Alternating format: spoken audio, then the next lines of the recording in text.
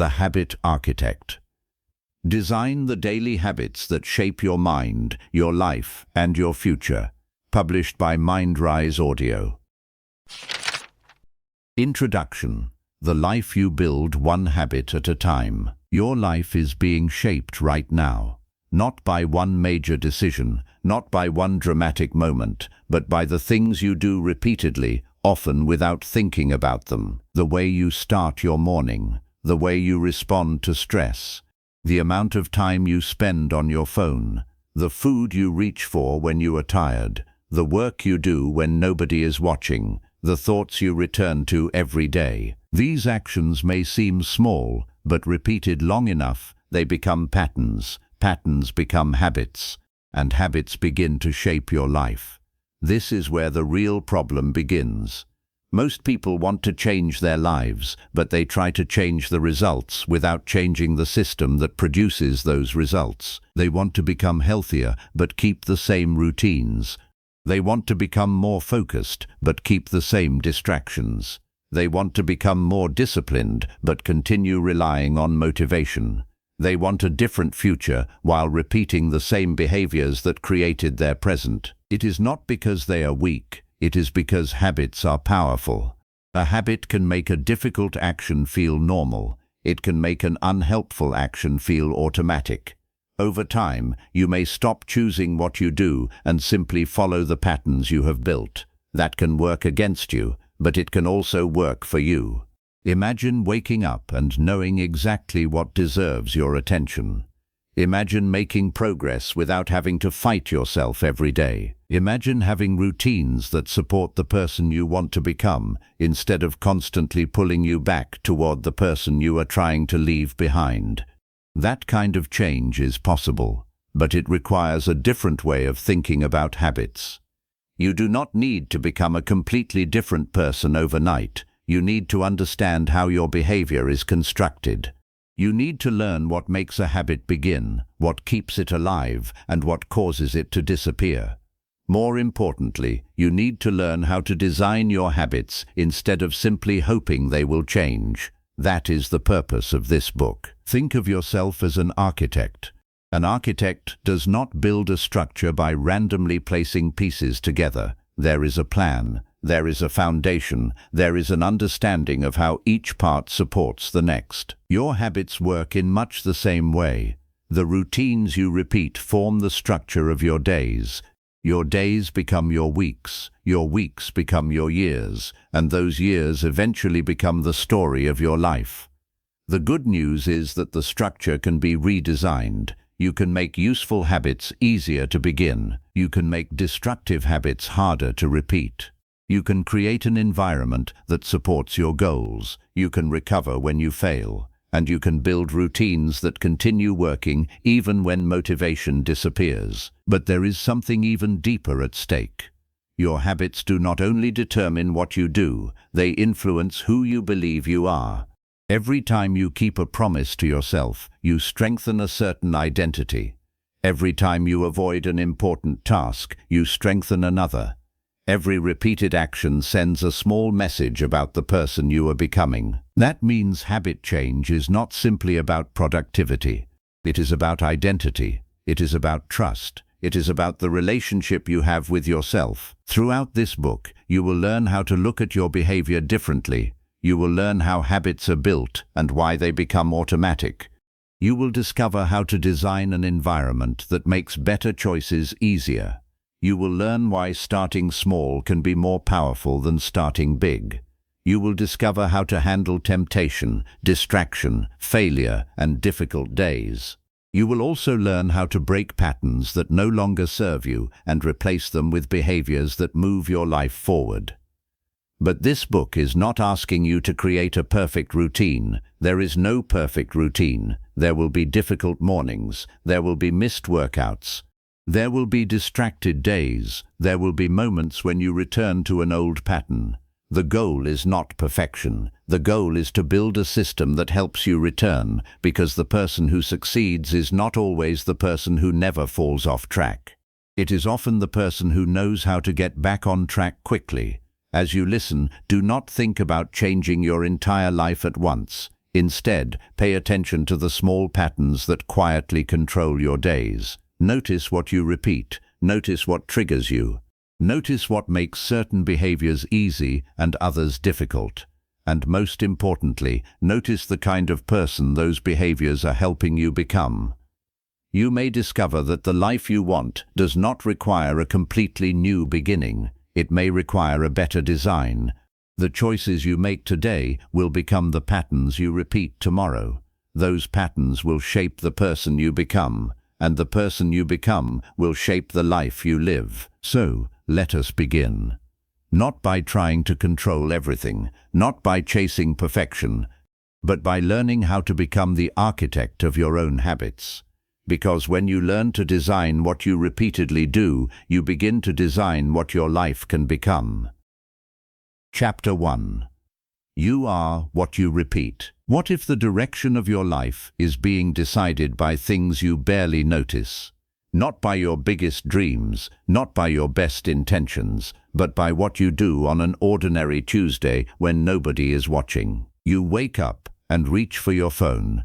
You check a few messages. You tell yourself you will start working in 5 minutes. 5 minutes becomes 20. You feel slightly behind, so you rush through breakfast. Later, you promise yourself that tomorrow will be different. Then tomorrow arrives, and the same pattern begins again. Nothing dramatic happened. No major decision changed your life. Yet another day followed the same path as the day before. This is the quiet power of repetition. A single action may seem unimportant. Repeated hundreds of times, it can become a force that shapes your life. That is the idea we need to understand first. Your habits are not just things you do. They are repeated instructions you give yourself about how to live. The life you rarely notice. Most of us notice major events. We notice when we get a new job. We notice when we lose money. We notice when we reach a goal. We notice when a relationship changes, but we often miss the small actions that lead to those outcomes. A person does not suddenly become highly distracted one morning. Distraction may have been practiced for years. A person does not suddenly become physically unhealthy after one meal. The larger problem usually comes from hundreds of ordinary choices. A person does not suddenly become confident because of one successful day. Confidence often grows through repeated evidence that they can trust themselves. The same principle works in the other direction. Your future is being built through ordinary actions that may feel insignificant today. That is why habits deserve more attention than they usually receive. Imagine two people with the same goal. Both want to become better at their work. The first person works intensely whenever motivation appears. Some days are excellent, other days are lost completely. The second person works for a shorter period every day. Even when the work feels ordinary, they keep showing up. After 1 week, the difference may be difficult to see. After 6 months, it may be obvious. After several years, it may look like talent. But what appears to be talent may simply be repetition. Small actions become directions. Think about a compass. A tiny change in direction may not seem important at the beginning of a journey. But if you continue moving in that slightly different direction for a long distance, you can end up somewhere completely different. Habits work in a similar way. A few minutes of reading may not transform your life today. One healthy meal may not change your body tomorrow. 10 minutes of focused work may not produce a remarkable result. But those actions are not valuable only because of what they accomplish today. They are valuable because of what they reinforce. Every repetition makes a behavior a little more familiar. Familiar behaviors require less thought. Less thought makes them easier to repeat. And easier repetition creates stronger patterns. This is why your habits can eventually feel automatic. You are not making a completely new decision every time. Your brain has learned a pattern that can be extremely useful. You do not want to consciously think about every step of brushing your teeth, walking through your home, or preparing a familiar meal. Automatic behavior saves mental energy. The problem is that your brain does not automatically choose what is best for you. It learns what you repeatedly give it. If you repeatedly choose distraction, distraction becomes easier. If you repeatedly choose avoidance, avoidance becomes familiar. If you repeatedly choose preparation, preparation becomes normal. Your repeated actions are teaching you how to behave. The story of an ordinary evening. Consider a person named Daniel. Daniel wants to write a book. He has wanted to do it for years. He buys notebooks. He watches videos about writing. He creates a folder for his ideas. He even chooses a title. But every evening, when the time comes to write, he feels tired. He sits down with his laptop. Then he checks his phone. He answers a message. He watches one short video. Another video appears. Soon, an hour has passed. Daniel closes the laptop and tells himself that tomorrow he will take writing seriously. The important thing is not that Daniel lacks ambition. He clearly has ambition. His problem is that his daily behavior is stronger than his intention.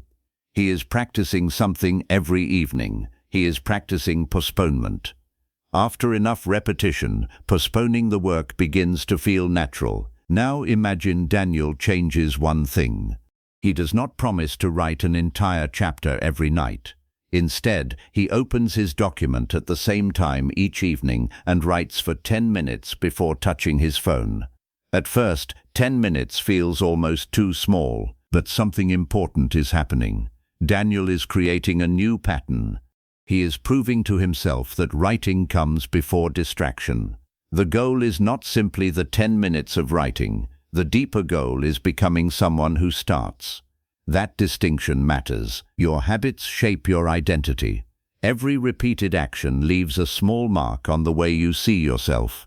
When you exercise regularly, you begin to think of yourself as someone who takes care of their body. When you keep promises to yourself, you begin to see yourself as reliable. When you spend your evenings learning, instead of endlessly scrolling, you begin to see yourself as someone who values growth. The opposite can happen too. Repeatedly breaking promises to yourself can weaken self-trust. Repeated avoidance can make difficult tasks feel more threatening. Repeated distraction can make concentration feel uncomfortable. This does not mean one bad decision defines you. It does not. A single mistake is simply a mistake. But repeated behavior deserves attention because repetition creates evidence. You begin to believe what your actions consistently demonstrate. So ask yourself a different question. Instead of asking, "What do I want to achieve?" ask, "What am I practicing every day?" That question can be uncomfortable, but it is useful. If you say you want to become focused, what does your daily behavior say? If you say you want to become healthier, what do your ordinary choices say? If you say you want to build something meaningful, where does your time actually go? Your answers may reveal a gap between your intentions and your patterns.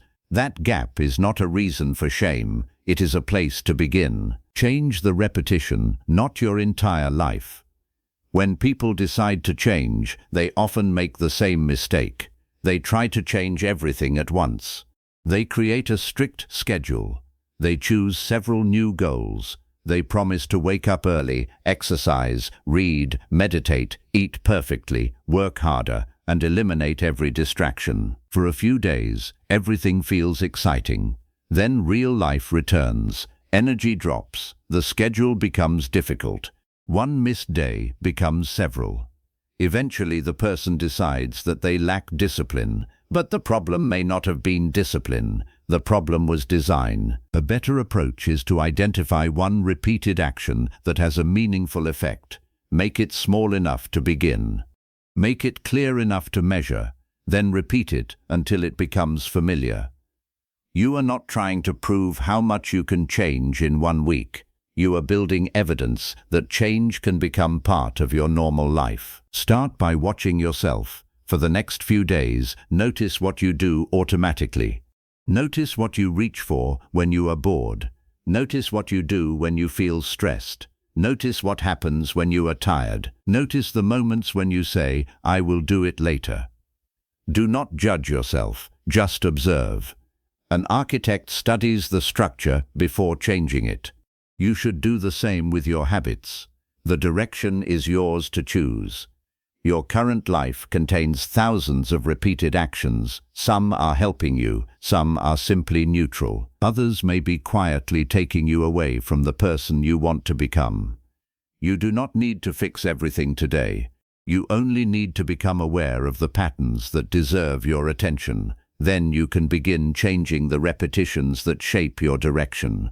Remember, your habits are not your destiny, they are patterns. Patterns can be changed. The life you want may not require one extraordinary decision.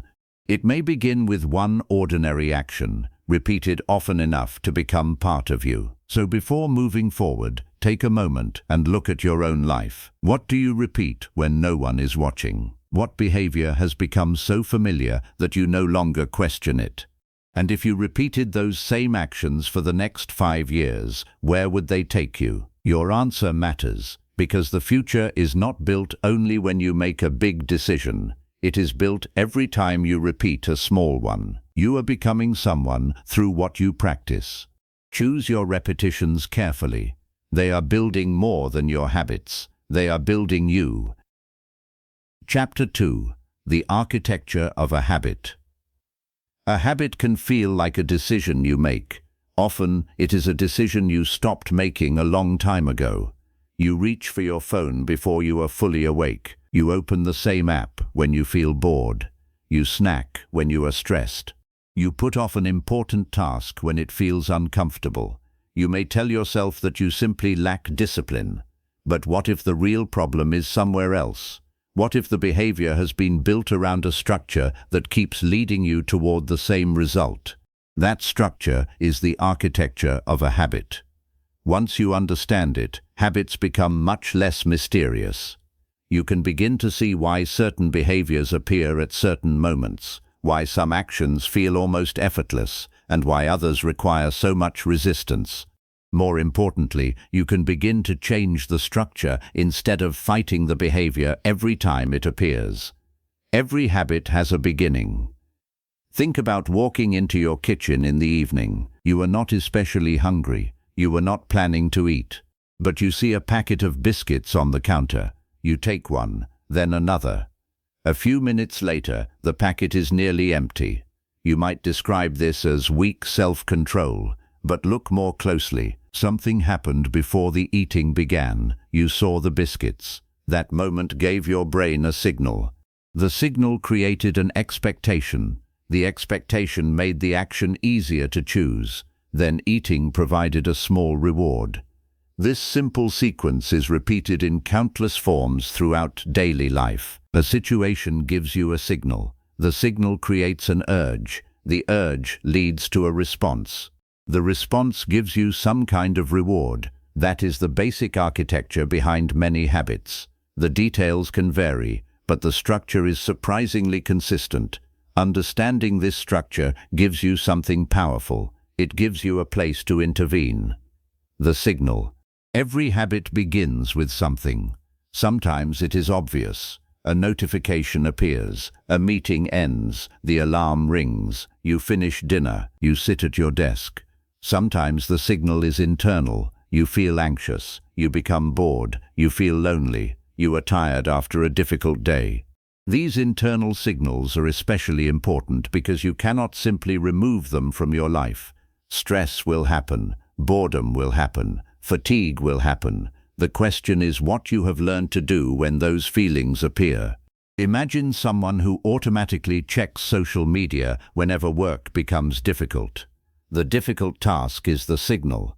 The urge to escape appears. The phone becomes the easy response. The temporary relief becomes the reward. After enough repetition, difficult work itself can begin to trigger phone checking. The person may think the problem is the phone, but the deeper pattern is the connection between discomfort and escape. That connection can be redesigned. The urge beneath the action. The signal does not force you to act. It creates an expectation. This is an important difference. When you see a notification, you may expect that something interesting is waiting. When you smell fresh food, you may expect pleasure. When you finish a stressful meeting, you may expect relief from checking your phone. The brain begins looking forward to the result before the action happens. That expectation creates an urge. This is why habits can feel stronger than simple choices. You are not only responding to what is happening now, you are anticipating what will happen next. Consider someone who wants to stop checking their phone during work. They put the phone away. 10 minutes later, they feel restless. They tell themselves they only want to check one message. But the deeper desire may not be the message. It may be relief from the discomfort of concentrating. That insight changes the problem. If the real need is relief, then simply saying, "Do not use your phone," may not be enough. You need another way to handle the discomfort.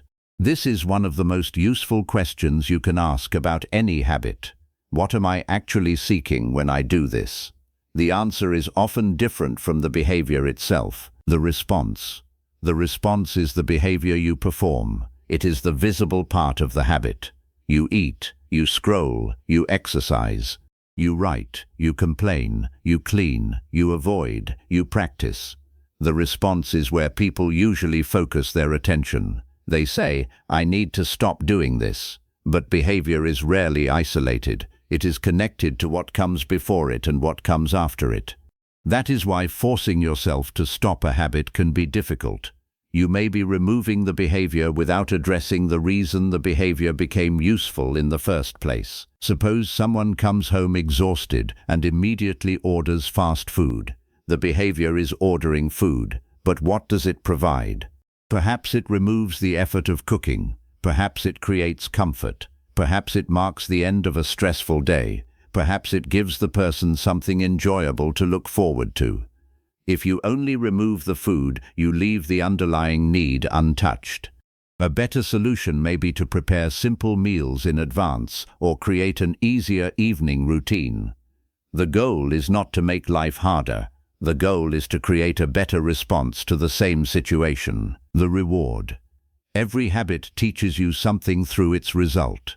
If an action gives you something you value, your brain has a reason to remember it. The reward could be pleasure, it could be relief, it could be comfort, it could be connection, it could simply be the feeling that something has been completed. This explains why some habits survive even when you know they are harmful. They are providing something in the short term. Smoking may provide temporary relief. Scrolling may provide stimulation. Procrastination may provide escape. Complaining may provide a sense of emotional release. The long-term cost can be obvious, but the immediate reward is powerful because it arrives now. That is one of the great challenges of habit change. The unhealthy choice often offers an immediate reward, while the healthy choice offers a delayed one. The chocolate gives pleasure now. The workout gives benefits later. The video gives entertainment now. Learning a skill gives results later. The key is to make better behaviors more satisfying in the present. That might mean listening to music while exercising, tracking your reading progress, enjoying a good coffee after a focused work session, or simply taking a moment to recognize that you kept your promise. You are teaching your brain that the new behavior has value. Look for the complete pattern. Here is where habit change becomes practical. Instead of asking only, "How do I stop doing this?" ask 4 questions. What usually happens immediately before the behavior? What feeling or desire appears? What do I actually do? What do I get from doing it? Take procrastination as an example. You sit down to work. The task feels unclear. You feel a little anxious. You open a website. You experience immediate relief. Now the pattern is visible. The problem is not simply laziness. There is a signal. There is discomfort. There is an escape response. There is relief. Once you see that structure, you can redesign it. Before starting work, define the first small action. When anxiety appears, stay with the task for 2 minutes instead of escaping. Keep distracting websites out of reach. After completing the first step, give yourself a small moment of satisfaction. The new pattern does not need to be perfect. It needs to be easier to repeat than the old one. Build around reality. A good habit system respects the person you actually are. It does not depend on you being energetic every morning. It does not assume you will always feel motivated. It does not require perfect circumstances. Imagine you want to exercise every day. If your plan requires an hour at the gym, special equipment, and a perfect schedule, the habit may collapse whenever life becomes busy. Instead, create a response that survives real life. On a normal day, you might exercise for 30 minutes. On a busy day, you might walk for 10 minutes. The purpose of the smaller version is not to replace the full habit forever. It protects the pattern when circumstances become difficult. That matters because consistency is easier to maintain when your system has room for reality. You are not designing habits for your best days. You are designing them for your actual life. Redesign the path. Once you understand the architecture of a habit, you can stop treating every unwanted behavior as a personal failure. You can become curious. When does it happen? What triggers it? What feeling comes before it? What reward keeps it alive? What could I change in the environment? What healthier response could provide a similar benefit? These questions move you from blame to design, and design creates options. You can remove signals. You can reduce temptation. You can make good actions easier. You can replace an old response. You can make a better behavior satisfying. You can build a system that supports the person you want to become. This is the real advantage of understanding habits. You no longer have to fight the same battle every day. You can change the conditions that create the battle. A habit is not a single action floating in isolation. It is a structure. It has an entrance. It has a pattern. It has a payoff. And once you can see that structure, you can begin rebuilding it. The next time you catch yourself repeating a behavior you do not understand, pause before judging yourself. Look for the architecture. Find the signal. Identify the urge. Observe the response. Discover the reward. Then ask one final question. If this habit was designed, how could I redesign it? That question marks an important shift. You are no longer simply trying to control yourself. You are learning how to build yourself. And that is where real habit change begins.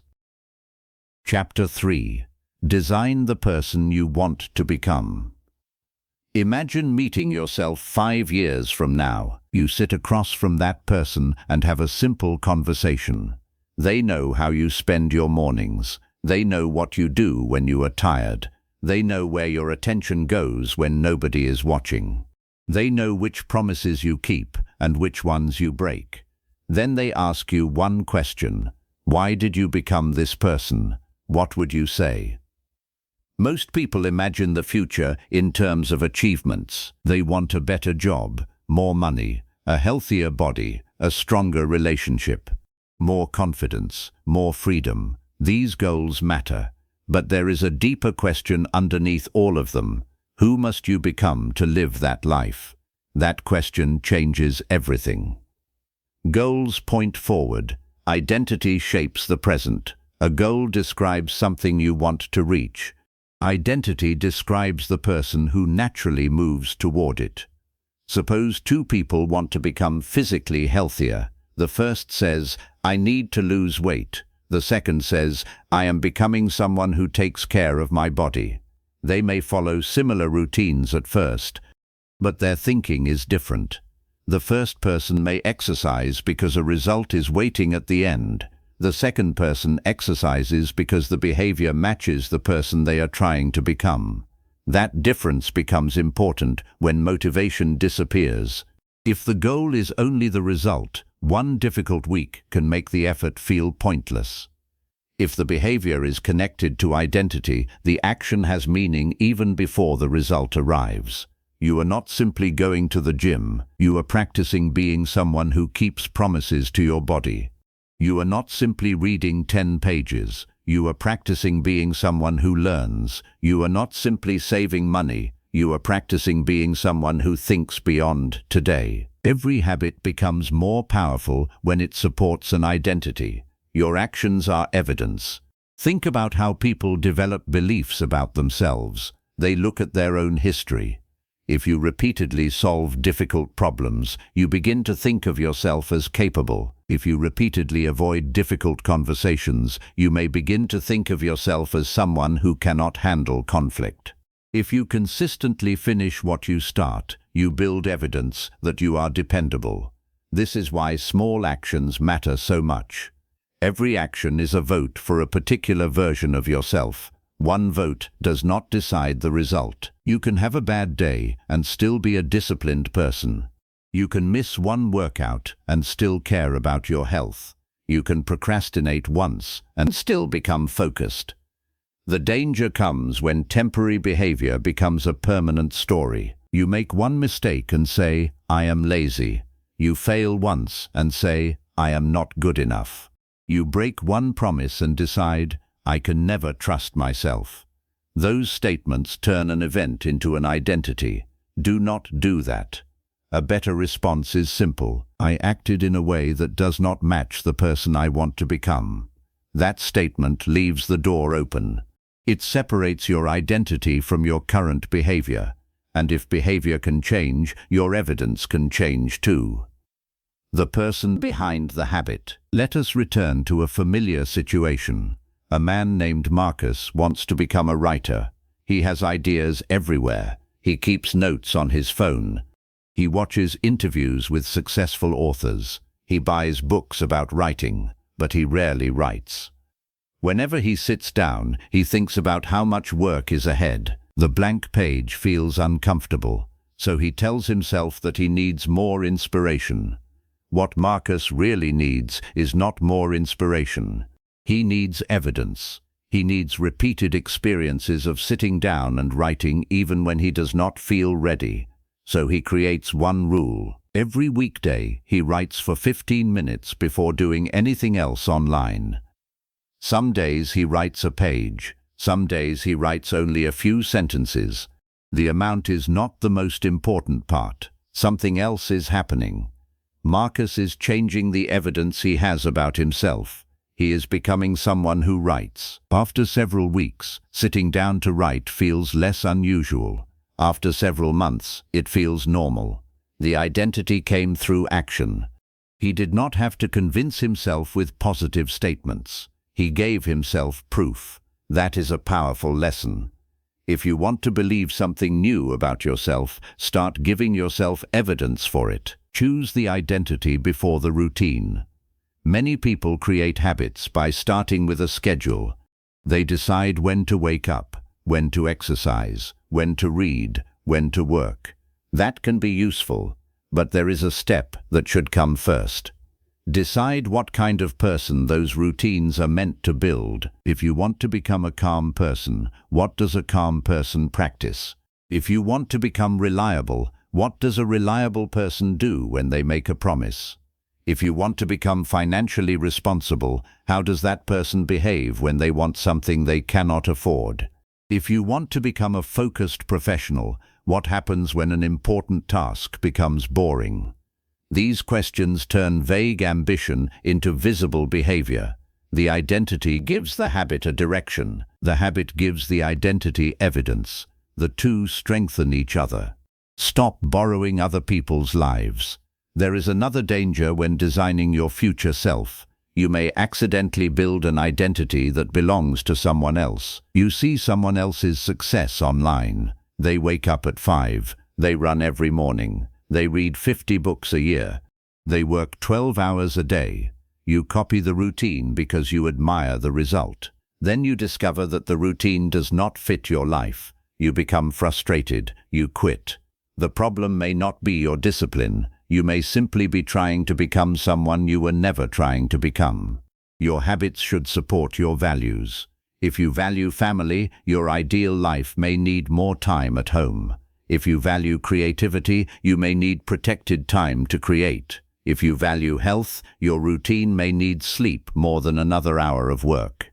If you value freedom, your habits may need to reduce unnecessary commitments. There is no universal blueprint for a meaningful life. You are designing your own. That requires honesty. Do not ask only what looks impressive. Ask what actually matters to you. Make your identity visible. Once you know the person you want to become, make that identity specific. Do not say, "I want to be disciplined." That sounds good, but it is difficult to act on. Instead, define what discipline looks like in your daily life. Maybe it means starting important work before checking social media. Maybe it means preparing tomorrow's priorities before going to bed. Maybe it means keeping your workspace clear. Maybe it means doing the task you promised yourself you would do, even when it is not exciting. The same principle works for confidence. Confidence is not simply feeling fearless. It may mean speaking when you have something valuable to say. It may mean asking a difficult question. It may mean trying again after an embarrassing mistake. Identity becomes useful when you can see it in behavior. Ask yourself, what would this person do next? Not someday. Not when life becomes easier. Next. That question brings the future into the present. Build proof, not pressure. You do not need to transform your personality in a week. You need to collect small pieces of evidence. Keep one promise, then another. Complete one difficult task, then another. Choose the healthier option once, then choose it again. Each action may feel ordinary, but ordinary actions accumulate.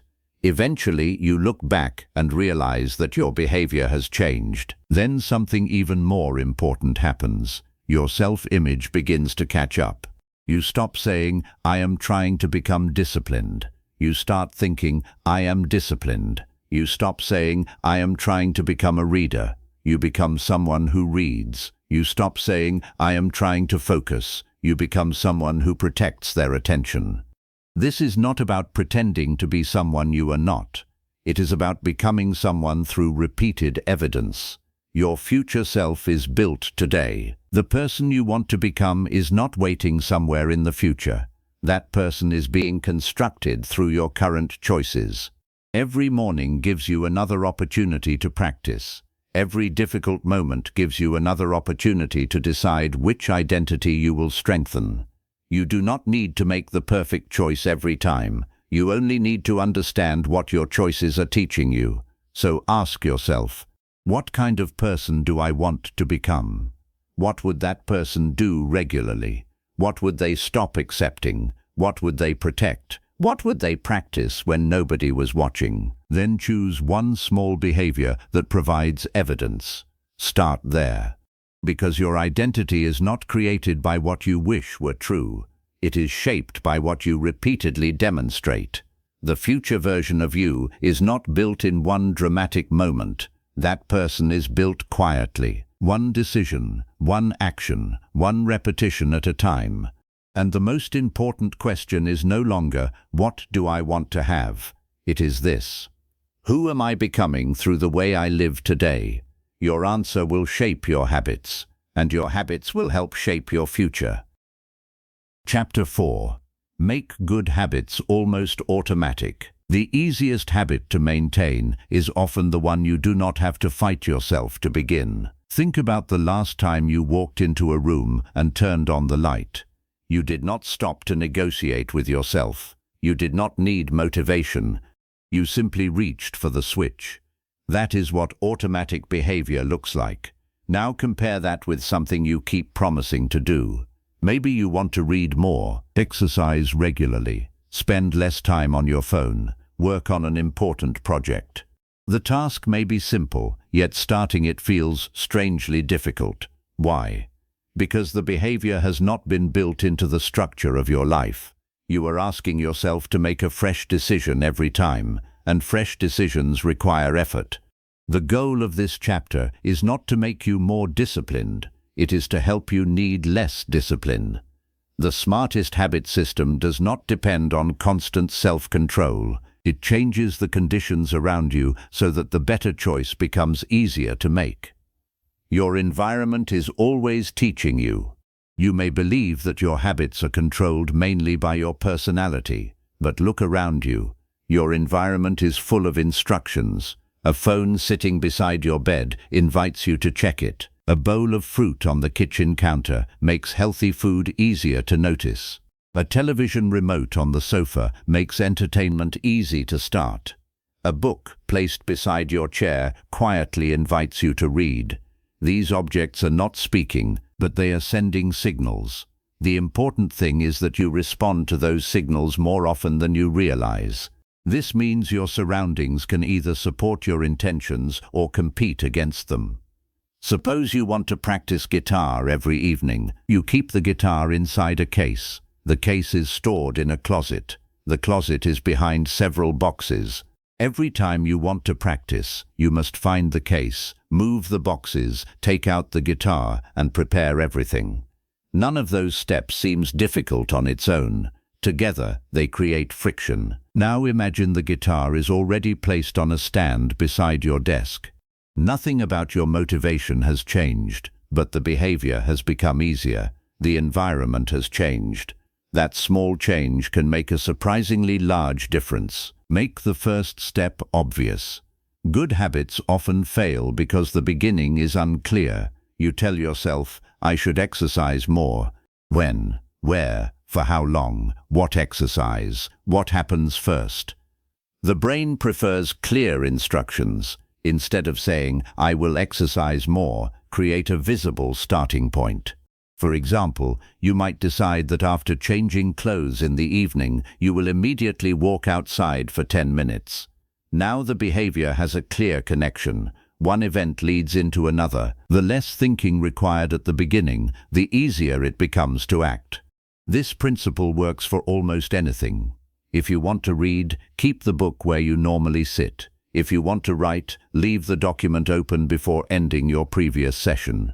If you want to drink more water, keep a bottle within reach. If you want to practice a skill, prepare the materials before you need them.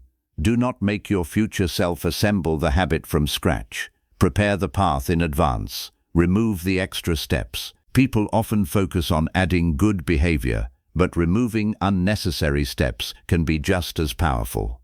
Imagine that you want to eat a healthier breakfast. You could rely on willpower every morning.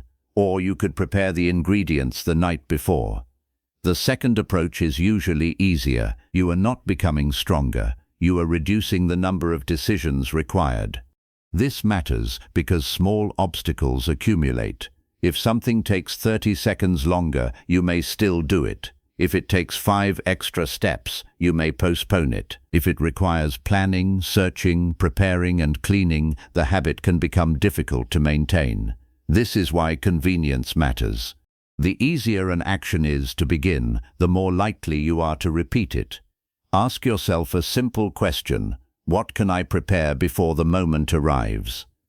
Prepare your clothes before exercising. Prepare your workspace before working. Prepare healthy food before you become hungry. Prepare tomorrow's priorities before the morning becomes busy. Good habits become easier when your past self helps your future self. Use friction to protect your attention. The same principle can be used in reverse. If you want to reduce a bad habit, make it slightly harder to perform. You do not always need to eliminate the behavior completely.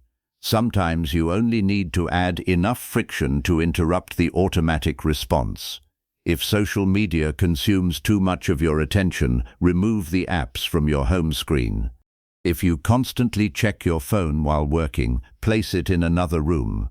If online shopping causes unnecessary spending, remove saved payment information. If television keeps you from sleeping on time, move the remote away from your bed. These changes may sound almost too simple. That is precisely why they work. You are changing the path before the temptation becomes strong. When an action requires extra effort, the automatic sequence is interrupted. That pause creates a choice, and a choice gives you control. Design for the person you are on a bad day. A common mistake is designing habits for your most motivated self. You imagine waking up full of energy. You imagine having perfect focus. You imagine enough time for everything.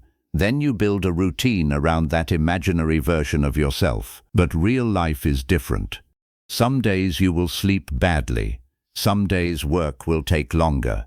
Some days you will feel stressed. Some days your plans will collapse before noon.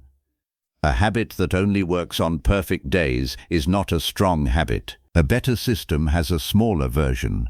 If your normal workout is 30 minutes, have a 10-minute version.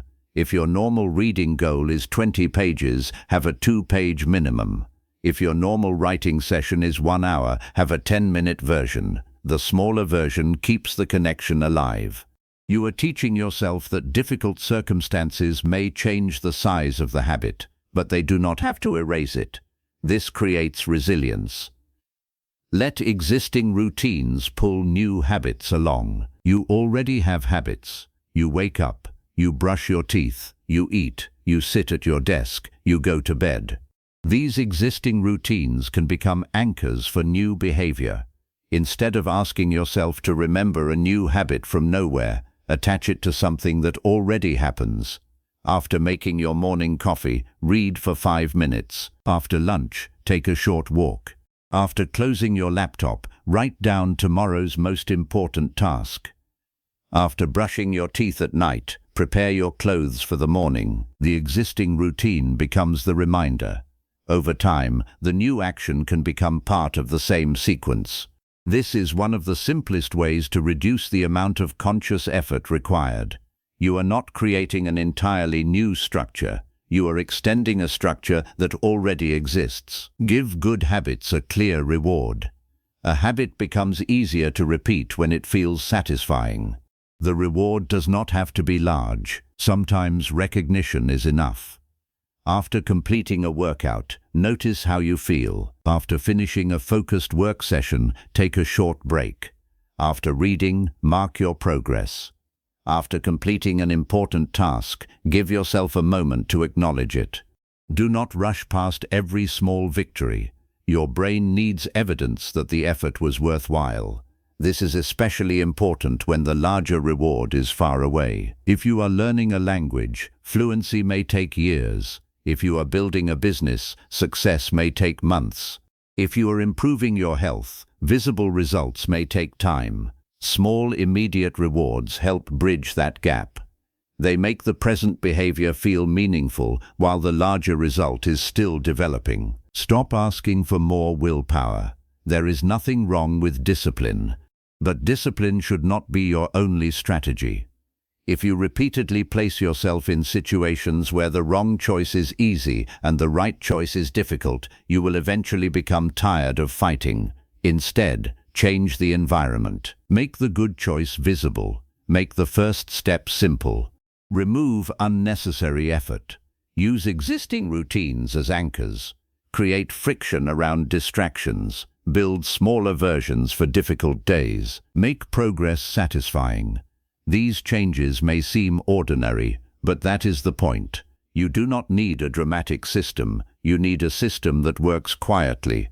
The strongest habits often become almost invisible because they fit naturally into the rhythm of daily life. You stop asking yourself whether you will do them. You simply begin. Build the path before you walk it. Imagine 2 paths leading to the same destination. One is covered with obstacles. The other is clear and easy to follow. Which one are you more likely to use every day? Your habits work the same way.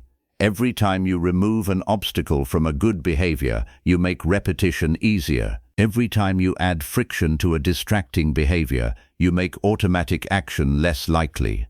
You are shaping the path. So look at one habit you want to build. Do not begin by asking how you can become more motivated. Ask how you can make the behavior easier. Then look at one habit you want to reduce. Ask how you can make it slightly harder. That is the work of a habit architect. You are not constantly pushing yourself forward. You are designing the conditions that make forward movement more natural.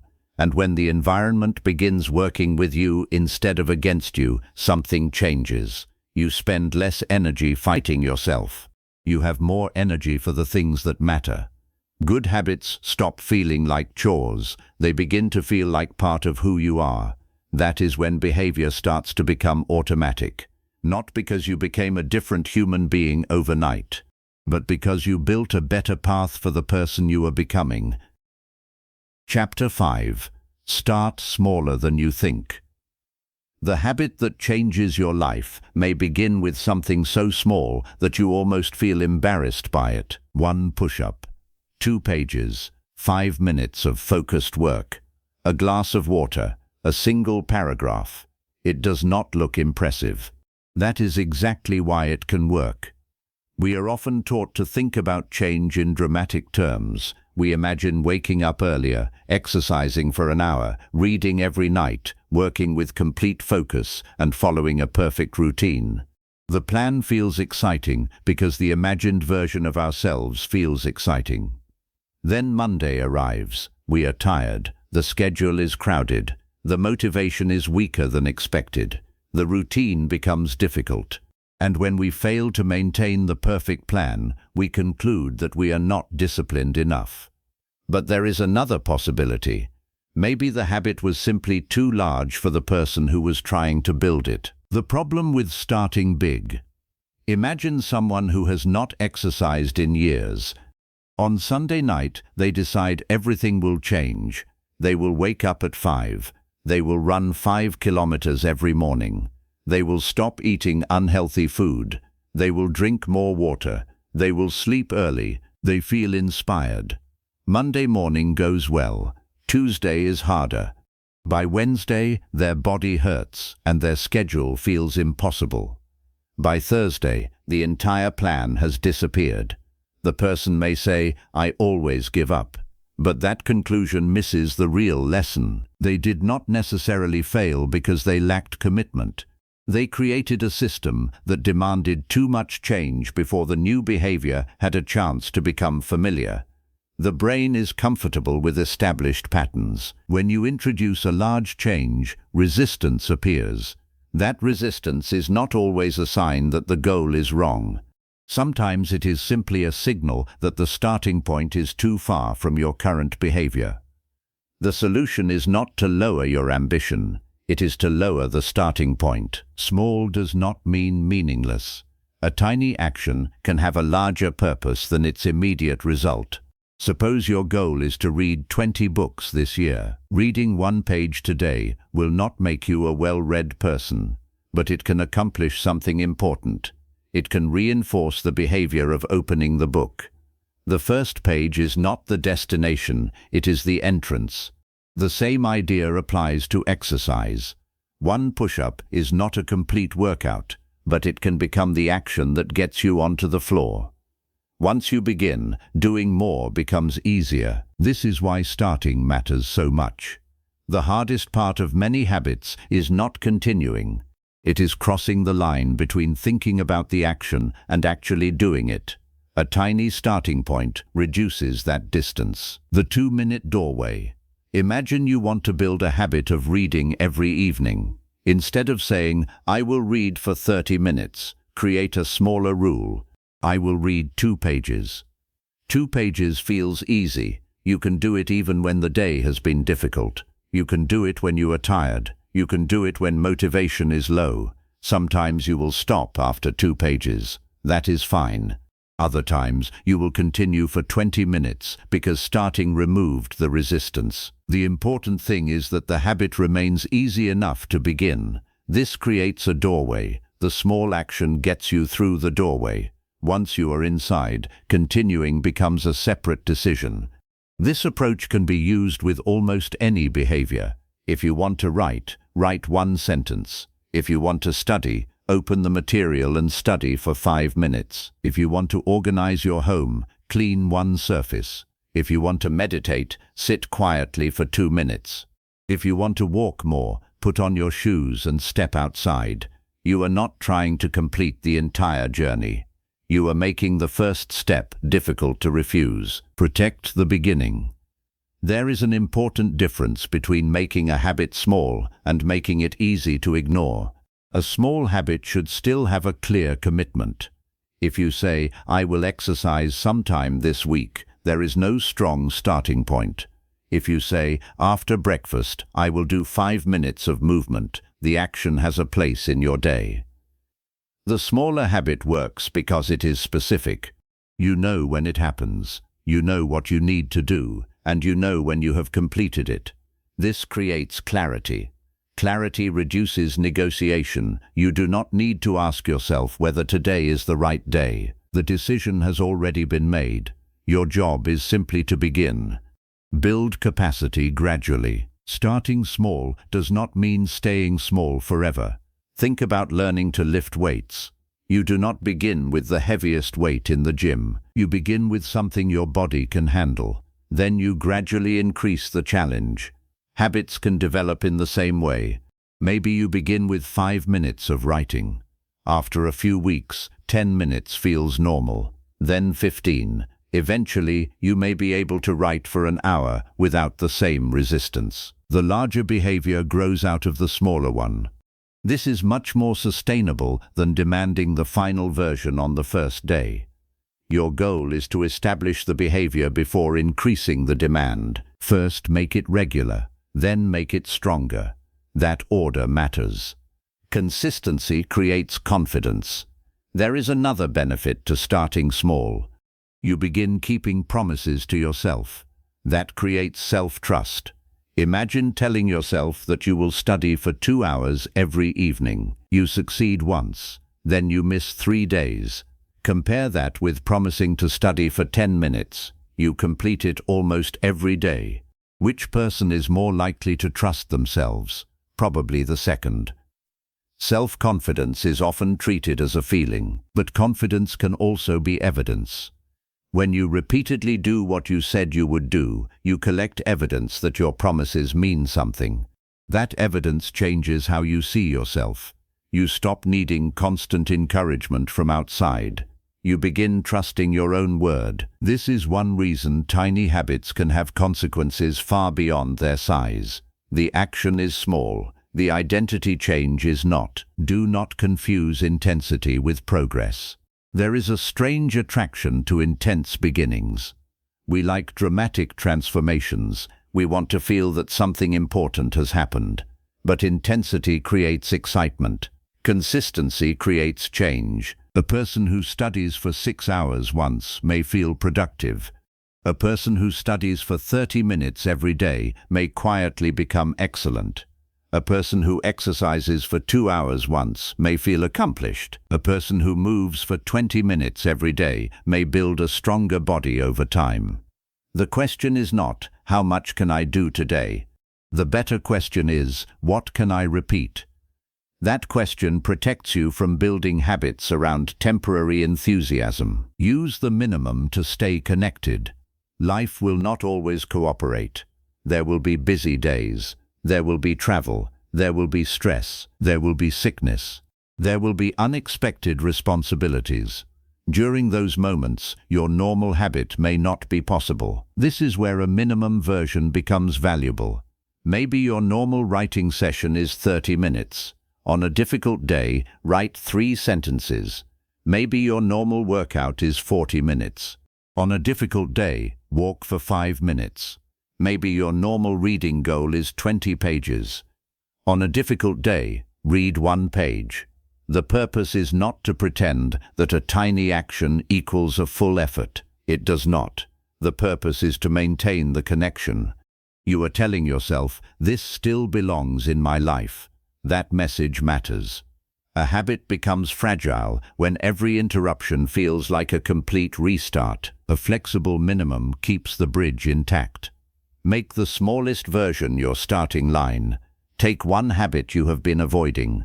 Do not think about the ideal version. Forget the perfect schedule. Forget the impressive target. Ask yourself one question. What is the smallest meaningful version of this habit that I could do today? Not the smallest action that means nothing, the smallest action that still counts. If you want to write a book, write 1 paragraph. If you want to become healthier, take a short walk. If you want to learn a language, practice 5 words. If you want to improve your finances, record today's spending. If you want to regain control of your attention, spend 10 minutes without your phone. Then repeat. Let the habit earn the right to become bigger. You do not need to rush. The power of almost too easy. There is a moment when a new habit begins to feel normal. It often happens quietly. You no longer need a long conversation with yourself before starting. You simply begin. That is the moment you were working toward, not the moment when you performed the biggest version of the habit, the moment when the habit became part of your ordinary life. That is why small beginnings are powerful. They reduce resistance. They create repetition. They build self-trust. They make room for real life, and they allow a behavior to grow naturally. So do not underestimate the tiny action. The first page can lead to a book. The first walk can lead to a healthier body. The first sentence can lead to a finished idea. The first 5 minutes can lead to an hour of meaningful work. You do not need to prove how much you can accomplish today. You need to create something you can return to tomorrow. Start smaller than you think. Make the beginning easy. Repeat it until it feels normal. Then let the habit grow. Because lasting change rarely begins with doing more. It begins with making the first step small enough to take. Chapter 6. Win the moments that matter. Most habits are not decided during the entire day. They are decided in small moments.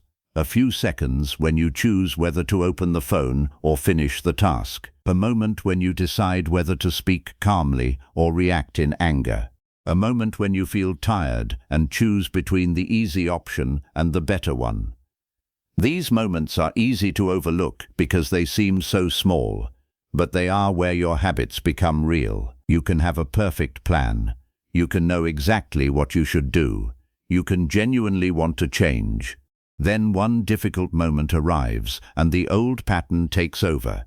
That moment is not proof that you cannot change. It is simply the place where your system needs more attention. If you learn to handle these moments, you gain something more valuable than motivation.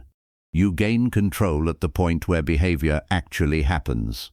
The moment before the habit. There is usually a small space between what happens and what you do next. Someone sends an irritating message. You feel anger. Your hand moves toward the keyboard. You begin typing. Or you receive a stressful email. You feel anxious. You reach for your phone. You open an app. Or you sit down to work. The task feels difficult. You notice discomfort. You look for something easier. The important moment is often not the final action. It is the moment just before it. That is where the old pattern is activated. If you can learn to notice that moment, you can create a new choice. You do not need a long pause. Sometimes 3 seconds are enough. Stop, breathe, notice what you are about to do, then decide. This sounds simple, but simplicity is useful because the moment itself is usually simple. You are not solving your entire life. You are choosing what happens next. The automatic reach. Consider how often your hand moves toward your phone without a conscious decision. You may be waiting for a page to load. You may be standing in an elevator. You may be sitting at a traffic light. You may be waiting for someone to reply. The hand reaches. The screen opens. Then you suddenly realize you have been scrolling for several minutes. The behavior happened before you fully noticed it. That is an automatic response. The goal is not to become conscious of every action you take. That would be exhausting. The goal is to identify the moments where you repeatedly lose control. For 1 week, notice your automatic reaches. When do they happen? What were you feeling just before them? Were you bored, uncomfortable, tired, lonely, avoiding something? Once you know the pattern, you can prepare for it. You might put your phone away during focused work. You might carry a book while waiting. You might leave the phone in your bag during meals. The change begins before the temptation becomes strong. Name the feeling. One of the most useful things you can do in a difficult moment is name what is happening inside you. I am bored. I am frustrated. I am nervous. I do not want to start. I am looking for an escape. Naming the feeling creates distance. You are no longer completely inside the reaction. You are observing it. That small shift can change your behavior. Suppose you are about to abandon an important task because you feel overwhelmed. Instead of saying, "I cannot do this," Try saying, "I feel overwhelmed because I do not know what to do first." Now the problem is clearer. The next action might be obvious. Write down the first step. Work for 5 minutes. Ask a question. Remove one source of confusion. The emotion has not magically disappeared, but it no longer controls the entire decision. Give yourself a better escape. Sometimes you do not need to eliminate the desire, you need to redirect it. Imagine that you have had a difficult day. You want relief. Your usual response is to spend an hour scrolling through your phone. The desire for relief is not the problem. The response may be, you could create another way to end the day. Take a short walk, take a shower, listen to music, talk to someone you trust, sit quietly for a few minutes. Prepare a simple meal. The replacement does not have to be impressive. It needs to provide enough of the reward you were seeking. This is important because bad habits often survive by solving a real problem in an unhelpful way. Procrastination may provide relief. Complaining may provide release. Scrolling may provide stimulation. Overeating may provide comfort. If you remove the behavior without addressing the need, the old pattern may return. Ask yourself, what am I trying to feel right now? Then ask, is there a better way to get there? That question can interrupt years of automatic behavior. Protect the first 5 minutes. Many habits become difficult because we focus on the entire task. You think about an hour of exercise, a long report, a complicated conversation, a large cleaning project, a difficult study session. The mind sees the whole mountain and wants to avoid it. Instead, protect the first 5 minutes. Do not worry about finishing. Do not worry about doing it perfectly. Just begin. Open the document. Put on the shoes. Read the first page. Clear the first part of the desk. Make the first phone call. Once the first few minutes are complete, the situation often feels different. The task is no longer imaginary. You are inside it. This is another reason small habits matter. They help you reach the moment where action becomes easier than avoidance. Use a delay instead of a battle. When you feel a strong urge to do something you are trying to reduce, do not always tell yourself that you can never do it again. That can make the desire feel even stronger. Try creating a delay. Tell yourself, I can do it in 10 minutes. Then use those 10 minutes for something else. Walk around. Drink water. Finish one small task. Take several slow breaths. Leave the room. The goal is not to prove that the urge does not exist. The goal is to discover that an urge can rise and fall without being obeyed immediately. This is a powerful realization. You can experience a desire without turning it into an action. An urge is information. It is not an order. Prepare for predictable weak moments. You already know that certain moments are harder for you. Maybe late at night. Maybe after a stressful meeting. Maybe when you are hungry. Maybe when you are surrounded by certain people. Maybe when you are working on something difficult. Do not wait for these moments to arrive before deciding what to do. Prepare in advance. If evenings are difficult, decide what you will do when the urge appears. If work becomes stressful, create a short reset routine. If you tend to spend money when bored, remove shopping apps from your phone. If you lose focus after long work sessions, schedule short breaks before exhaustion arrives. Preparation turns a surprise into a plan. You are not trying to become stronger at the exact moment you are weakest.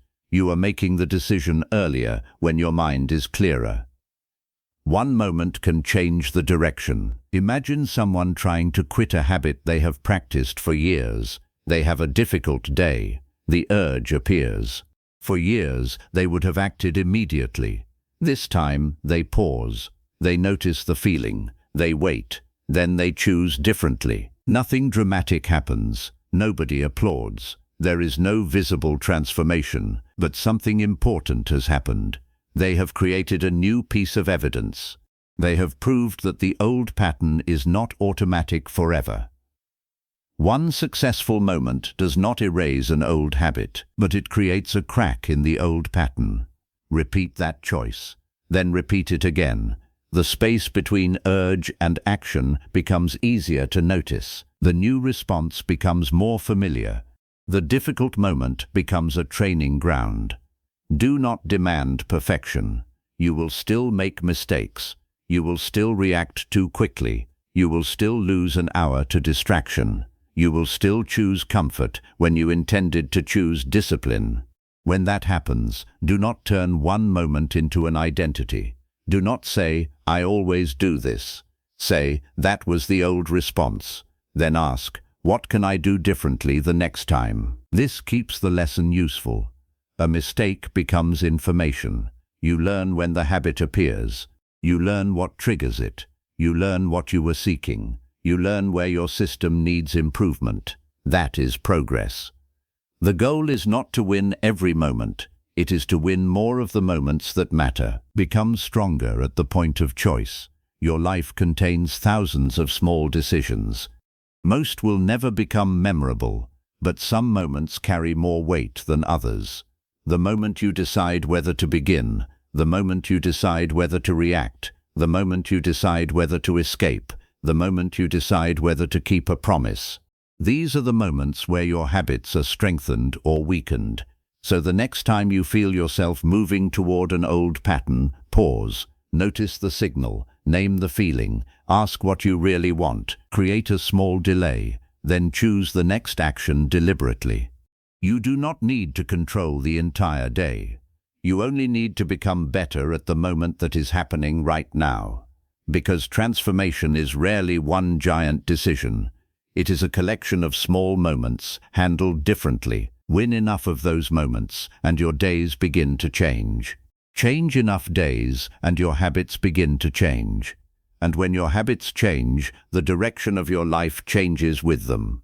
The moment may last only a few seconds, but what you do with those seconds can shape who you become.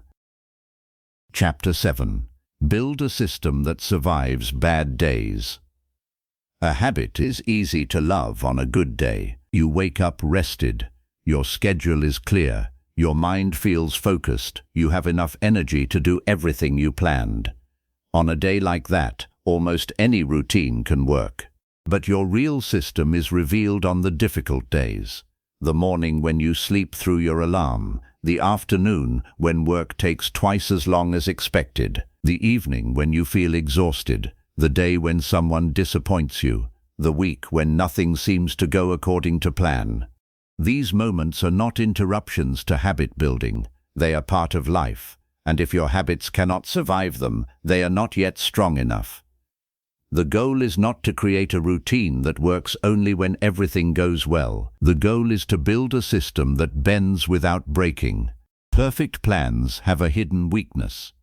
Imagine someone who decides to exercise 6 days a week. Their plan is detailed. They know what exercises they will do. They know how long each session should last. For several weeks, everything works. Then they get sick. They miss 4 days. When they feel better, they believe they have ruined the routine. Instead of starting again, they wait for Monday. Monday becomes next week. Next week becomes next month. The problem was not missing 4 workouts. The problem was having no plan for missing them. This happens with many habits. People create rules for success, but no rules for disruption.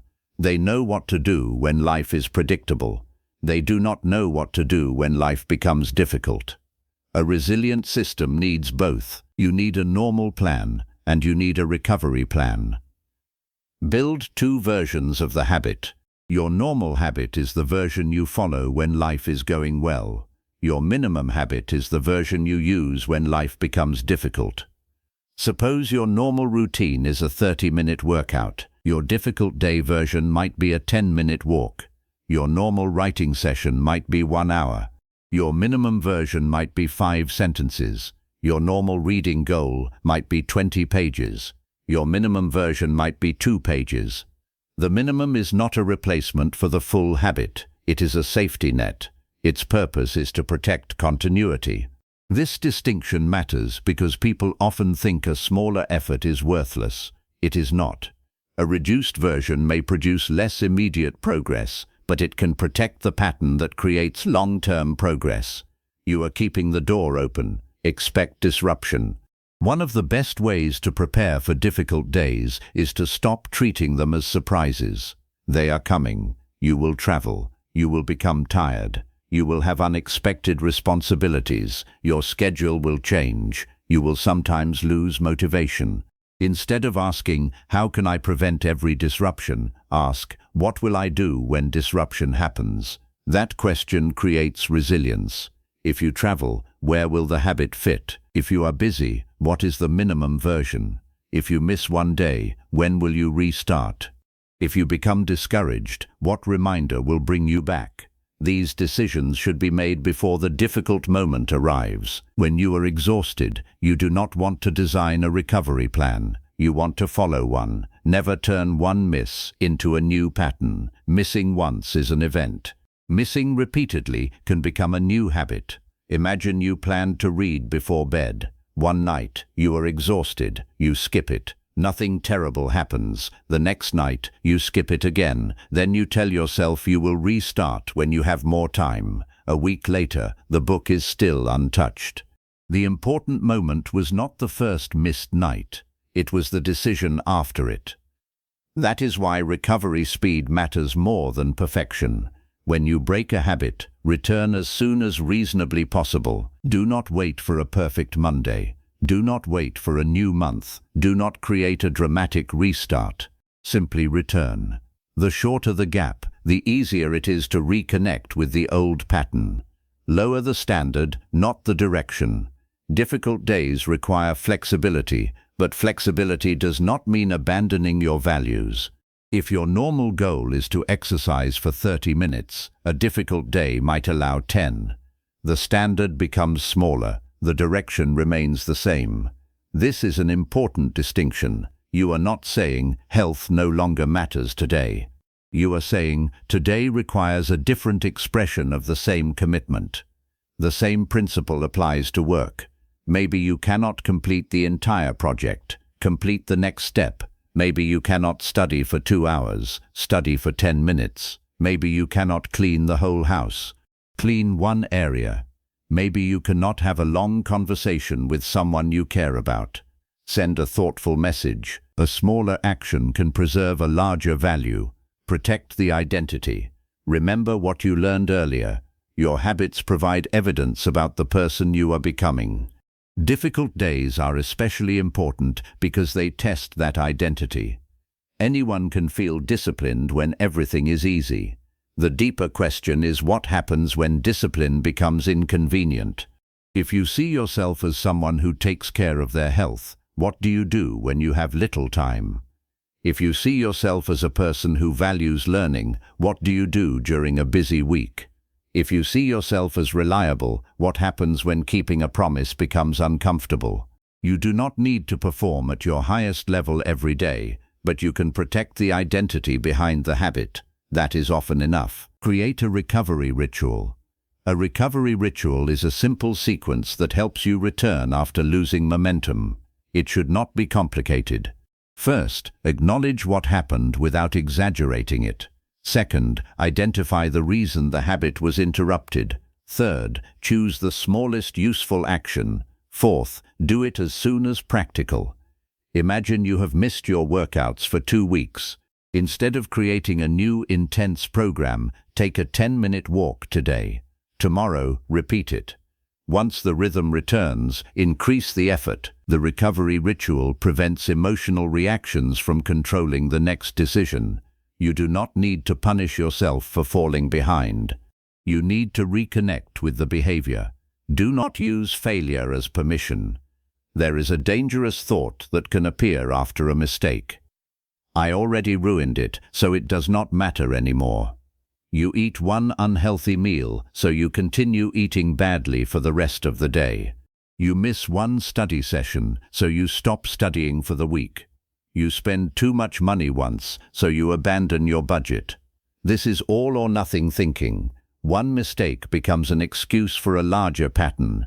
A better response is to stop the damage at the smallest possible point. The unhealthy meal is over. The next meal can be different. The missed session is finished. The next session can still happen. The unnecessary purchase is done. The next financial decision can still be responsible. You do not need to repair the entire past. You only need to make the next decision better. Build for your worst reasonable day. There is a useful test for any habit system. Ask yourself, could I maintain some version of this on one of my worst normal days? Not your worst day imaginable. A difficult but realistic day. If the answer is no, the system may be too rigid. A good system has enough structure to guide you and enough flexibility to survive reality. It gives you a clear target when you have energy. It gives you a smaller target when you do not. It allows you to miss without disappearing. It gives you a path back. This does not make the habit weaker. It makes the habit durable. Progress is not a straight line. We often imagine improvement as a smooth upward line. Real life does not work that way. You improve, you struggle, you improve again, you become busy, you recover. You lose momentum, you rebuild it.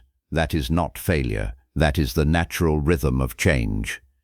The person who understands this does not panic when progress slows. They adjust. They do not ask, why can I never stay consistent? They ask, what does this situation require from my system? That question leads to solutions. Maybe the habit needs to become smaller. Maybe the timing needs to change. Maybe the environment needs adjustment. Maybe the goal is unrealistic. Maybe you need more recovery. The purpose of a system is not to force you to follow one plan forever. It is to help you keep moving while life changes around you. Make returning easy. Think about a road. A strong road is not useful only when the weather is perfect. It needs to remain usable when conditions change. Your habits need the same quality. Make the next action obvious. Make the minimum version easy. Know what to do after a missed day. Remove shame from the recovery process, and never make restarting feel like a punishment. You are allowed to begin again without making a speech about it. You are allowed to return quietly. You are allowed to continue from where you are. The strongest people are not necessarily those who never lose momentum. They are often the people who have learned how to recover it. The habit that survives is the habit that lasts.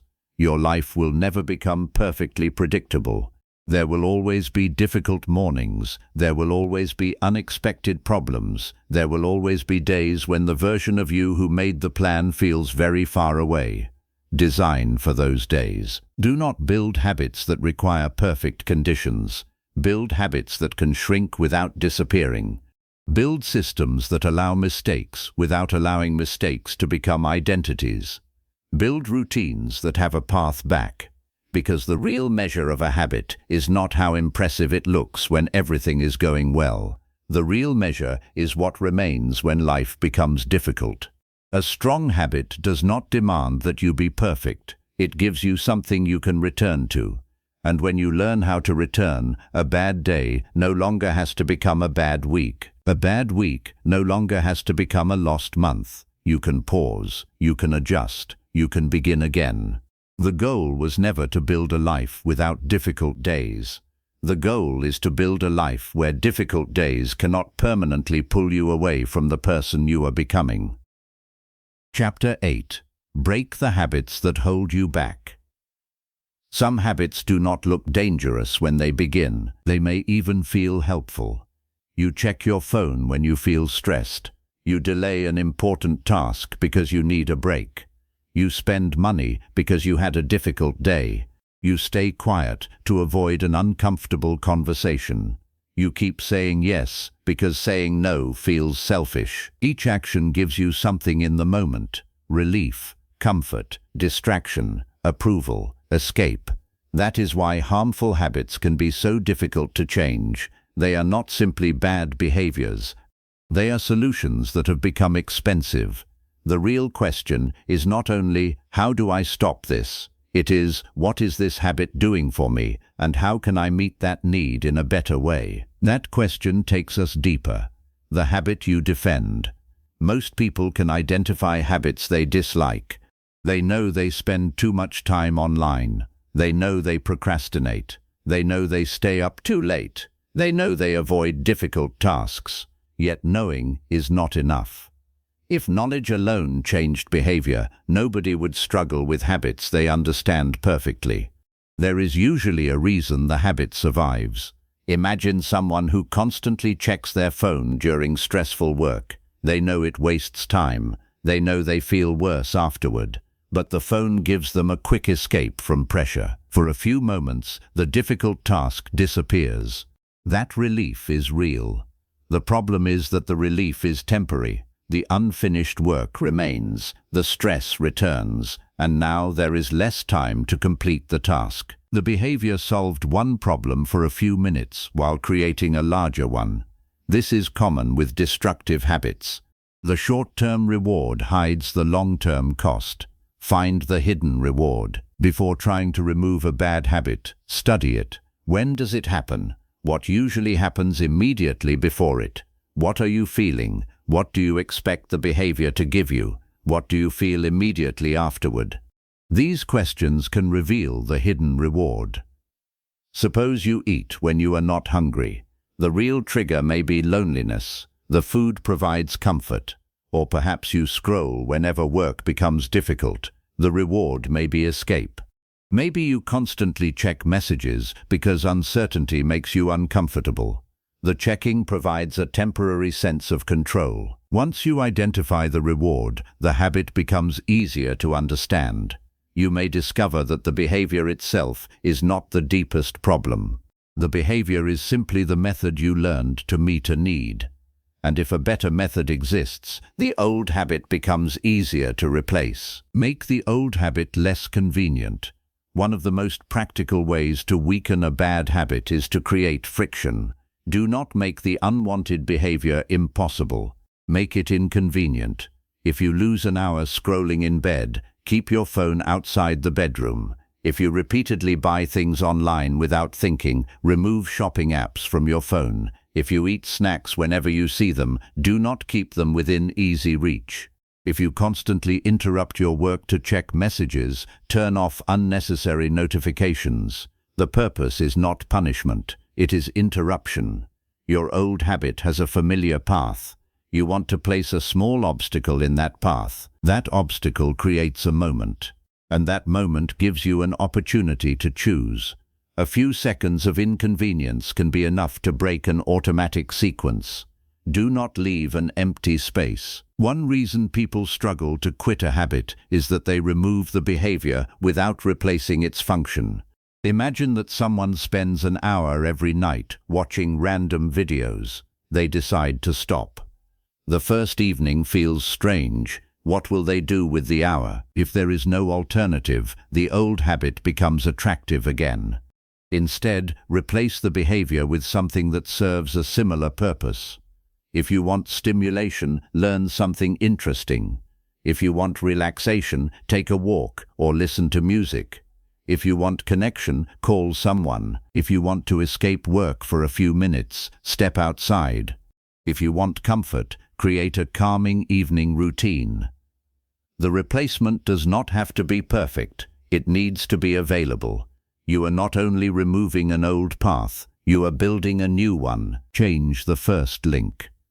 Sometimes you do not need to fight the entire habit. Change what happens at the beginning. Consider someone who always procrastinates when a task feels overwhelming. The task is the trigger. The first response is avoidance. Instead of trying to force yourself to work for 2 hours, change the opening. Write down the single next action. Open the correct file. Set a timer for 5 minutes. Begin with the easiest meaningful step. The goal is to interrupt the old sequence before it gains momentum. This is often easier than trying to stop yourself after 20 minutes of distraction. The earlier you intervene, the less effort you need. That is why awareness matters. You are learning to recognize the habit while it is still small. Be careful with emotional triggers. Some habits are not triggered by objects or locations. They are triggered by emotions. A difficult conversation can trigger overeating. A stressful deadline can trigger avoidance. A lonely evening can trigger endless scrolling. A feeling of rejection can trigger the need for approval. These patterns require patience. You cannot simply remove emotions from your life. You need better responses to them. When a difficult emotion appears, give yourself a short pause. Ask what you are feeling. Ask what you want to escape. Then choose a response that does not create a larger problem tomorrow. You might write down what is bothering you. You might take a short walk. You might speak to someone. You might rest. You might simply allow the feeling to exist without immediately acting on it. This is a major shift. You are learning that discomfort does not always require a reaction. Sometimes it only requires your attention. Stop making exceptions invisible. Bad habits often grow through small exceptions. I will check my phone just once. I deserve this today. I will start tomorrow. It is only one purchase. It is only one late night. The individual decision may seem harmless, but repeated exceptions create a pattern. The problem is not that you occasionally make a different choice. The problem is when every difficult moment becomes a reason to abandon the rule. This is where honesty matters. If you know a certain behavior repeatedly pulls you away from your goals, stop pretending that it is random. Look at the pattern. When does it happen? How often? What excuse usually appears? What happens afterward? Awareness removes the disguise, and once you can see the pattern clearly, you can change it deliberately. Change the story you tell yourself. There is another habit that can hold you back. The story you repeat about yourself. I am just lazy. I have no self-control. I always ruin things. I am terrible with money. I cannot focus. These statements feel like explanations, but they can become instructions. If you believe you are incapable of change, you may stop trying when the first difficulty appears. A better approach is to describe the behavior without turning it into your identity. Instead of saying, I am lazy, say, I have been avoiding difficult tasks. Instead of saying, I have no discipline, say, my current system makes distraction too easy. Instead of saying, I always fail, say, I have struggled to stay consistent. The new language is not about making excuses. It is about making change possible. A behavior can be redesigned. A system can be improved. A pattern can be interrupted. An identity can evolve. Expect the habit to ask for one last chance. Old habits can feel stronger when you first begin changing them. You remove the easy access. You create a replacement. You begin doing things differently. Then the old urge appears. This can make you think the new approach is not working. But an urge is not a command. It is simply a familiar response. You do not need to argue with it. You do not need to panic. You can notice it and let it pass. Sometimes the strongest thing you can say is, not right now, not forever, not for the rest of your life, just not right now. That small decision can create enough space for the urge to weaken. With repetition, the old response becomes less dominant. The new response becomes more familiar. Forgive yourself without protecting the pattern. Breaking a bad habit does not require self-hatred. In fact, shame can make the problem worse. You make a mistake. You feel guilty. You become discouraged. Then you return to the same behavior for comfort. The cycle continues. Self-forgiveness breaks that cycle. But forgiveness does not mean pretending nothing happened. It means accepting what happened without using it as a reason to repeat it. Say, I made a choice I do not want to keep making. Then learn from it. What triggered it? What could have prevented it? What will you do differently next time? That is accountability without cruelty. You can be honest about your behavior and still believe you can change. Remove what you no longer need. Take a moment to think about one habit that has been quietly costing you. Maybe it takes your time. Maybe it drains your energy. Maybe it damages your health. Maybe it weakens your relationships. Maybe it keeps you from doing work that matters. Do not try to destroy everything at once. Choose one, study it, find the trigger, find the reward, create friction, choose a replacement. Change the first step, then practice the new response. You may not notice a dramatic difference immediately. That is normal. Old patterns were built through repetition. New patterns also need repetition. Every time you interrupt the old behavior, you weaken its automatic power. Every time you choose the replacement, you strengthen a different path. Freedom is built through better choices. Breaking a habit is not simply about giving something up. It is about getting something back. You get back time, you get back attention, you get back energy. You get back trust in yourself. You get more room to choose what actually matters. That is the deeper purpose. You are not trying to create a life where you never experience temptation. You are creating a life where temptation does not automatically decide what you do. The old habit may still knock. You do not have to open the door. You can pause, you can choose, you can build another response. And every time you do, you become a little less controlled by the pattern that once controlled you. A habit can be powerful without being permanent. It may have shaped your past. It does not have to define your future. You are allowed to question what you have repeated. You are allowed to remove what no longer serves you. And you are allowed to build something better in its place. The goal is not simply to stop doing what holds you back. The goal is to create enough freedom to move forward, because when you break the habits that control you, you make room for the habits that can change you. Chapter 9. Turn consistency into momentum. There is a moment in every worthwhile habit when something begins to change. At first, you are pushing yourself. Then, slowly, you notice that you are no longer pushing quite as hard. The action feels familiar. You know what to do. You expect yourself to do it. And one day, you realize that something that once required effort has become part of your normal life. That is the beginning of momentum. Momentum is not sudden motivation. It is the accumulated strength of repeated action. You create it quietly. One workout, one page, one focused session, one healthy choice, one promise kept. At first, these actions may seem disconnected. Over time, they begin supporting each other. That is when consistency becomes more than repetition. It becomes movement. The difference between repetition and momentum. Consistency means you keep showing up. Momentum means showing up begins to make the next step easier. Imagine someone learning to write. On the first day, they struggle to produce a paragraph. They return the next day. Then again. After several weeks, they know how to begin. They recognize their common mistakes. They understand their process. The work may still be difficult, but the starting point is no longer unfamiliar. Their previous effort is helping their current effort. That is momentum. The same thing happens when you exercise. The first workouts may feel uncomfortable. Then your body adapts. Movement becomes more familiar. You understand your routine. You recover better. You begin expecting yourself to exercise. The action itself becomes easier to continue. The important point is that momentum is created after consistency has already done its work. You cannot force momentum at the beginning. You build it.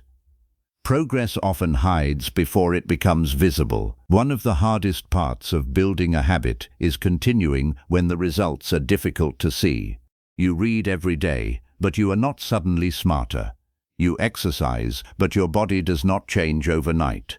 You save money, but your financial situation may look almost the same for months. You practice a skill, but you still make mistakes. This is where many people quit. They confuse invisible progress with no progress. But much of the early work is happening beneath the surface. You are developing familiarity. You are reducing resistance. You are improving your ability to begin. You are learning what works. You are building confidence through repetition. The visible result often appears later. Think about a tree. For a long time, growth may seem slow. Then one season arrives and the change becomes obvious. The growth did not begin that season. It was happening before you could easily see it. Your habits can work the same way. Do not demand visible proof every day. Some of your most important progress may be preparing you for results that have not appeared yet. Let yesterday help today. One of the greatest advantages of consistency is that your previous actions can make your current actions easier. If you have written for 30 days, you know more about writing than you did on day 1. If you have exercised for 3 months, you understand your body better. If you have tracked your spending for several weeks, you know where your money tends to disappear. Experience becomes part of the system. You are no longer starting from zero. This is why stopping repeatedly can be expensive. Every restart requires you to rebuild familiarity. You have to remember how to begin. You have to overcome the initial resistance again. You have to regain confidence. Continuity protects that accumulated advantage. The goal is not to avoid every interruption. The goal is to preserve enough continuity that your previous effort continues helping you. Measure more than the final result. When people track progress, they often measure only the final outcome. How much weight did I lose? How much money did I make? How many pages did I finish? How many clients did I gain? Those numbers matter, but they are not always the best indicators of early progress. You can also measure behaviors. How many days did I practice? How many focused sessions did I complete? How often did I prepare my meals? How many times did I keep my planned bedtime? These measurements tell you whether the system is working. They also give you something you can control. You cannot always control how quickly a result appears. You can control whether you practice today. That difference can protect motivation. Instead of waiting for the outcome to make you feel successful, recognize the behavior that is producing the outcome. Do not turn tracking into pressure. Tracking can be useful, but it can also become another source of anxiety. You may become obsessed with perfect streaks. You may feel that one missed day has destroyed everything. You may begin performing the habit only to protect a number that misses the purpose. A streak is a record. It is not your identity. If you miss a day, the important question is not whether the number looks perfect. The important question is whether you return. Think of progress as a pattern rather than a score. A person who practices most days for a year has created something meaningful, even if there were gaps. Perfection is fragile. A strong pattern is more valuable. Use momentum carefully. Momentum can help you move forward, but it can also make you continue in the wrong direction. Imagine someone becomes highly productive. They begin working longer hours. Their momentum increases, but they stop sleeping enough. They stop spending time with family. They ignore their health. They are moving quickly, but toward what? Momentum is useful only when the direction is useful. That is why reflection matters. Every so often, stop and ask whether your habits are still serving the person you want to become. Are you becoming healthier? Are you becoming more focused? Are your relationships improving? Are you using your time according to your values? Are your achievements costing more than they are worth? A strong habit system should create progress without quietly damaging another part of your life. Raise the challenge slowly. Once a habit becomes stable, you may feel tempted to increase everything. If 10 minutes works, you decide to do an hour. If one workout works, you plan 6 intense sessions. If reading 10 pages works, you suddenly aim for 50. Sometimes that works. Often it creates unnecessary pressure. A better approach is gradual growth. Increase the challenge when the current level feels stable. Then allow yourself time to adapt. This creates a cycle. First, establish. Then, strengthen. Then, expand. The habit grows without constantly feeling like a test. You are not trying to see how much discomfort you can tolerate. You are building capacity. Protect the habits that create results. As momentum grows, something interesting happens. You may begin adding more goals. You want to exercise, learn a language, read more, start a business, improve your finances, and spend more time with your family. All of these goals may be worthwhile, but too many priorities can weaken the habits that are already working. Sometimes progress means doing less. Protect the habits that have the greatest impact. If your sleep supports your energy, protect your sleep. If your morning routine gives you focused time, protect that period. If exercise keeps you healthy, protect the schedule. If planning prevents chaos, keep planning. Do not sacrifice a strong foundation simply because a new goal looks exciting. Momentum grows when useful behaviors support one another. Turn success into a new starting point. A powerful habit creates a new normal. Before, reading felt like an effort. Now, reading is simply what you do. Before, exercise required negotiation. Now, you expect it. Before, saving money felt restrictive. Now, you see it as part of being responsible. This is where consistency becomes identity again. But there is an important difference. Earlier, you used habits to create evidence for a new identity. Now, the identity can begin supporting the habits. You think, "This is what I do." That sentence can remove a great deal of internal debate. You do not ask whether a person like you exercises. You exercise. You do not ask whether a person like you protects their attention. You protect it. The behavior has become part of your normal expectations. Know when to pause. Momentum does not mean constant acceleration. Sometimes the smartest decision is to slow down. Rest is not always a break from progress. It can be part of progress. If you constantly increase your workload without recovery, momentum can become exhaustion. If you push every habit harder, you may eventually lose the desire to continue. A sustainable system has room for rest. You can maintain a habit while reducing its intensity. You can take a lighter week. You can protect your sleep. You can step back temporarily without abandoning the direction.